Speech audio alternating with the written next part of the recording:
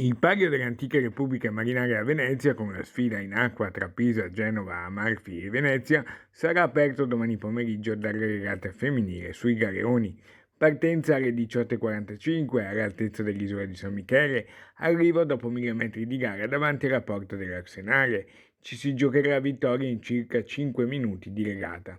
L'allenatore della squadra femminile veneziana Sergio Barichello è fiducioso. Siamo alla terza edizione della gara femminile sui galeoni, una novità dove ci è voluto tempo, abbiamo fatto una battaglia per arrivare qua grazie al nostro assessore Giovanni Giusto e all'impegno delle nostre ragazze, dove la prima edizione l'hanno fatta da sole al femminile contro 3 equipaggi misti, la seconda edizione si è associata anche Genova al femminile e finalmente a Venezia abbiamo 3 equipaggi, Pisa, Venezia e Genova. Amalfi viene ancora con il misto.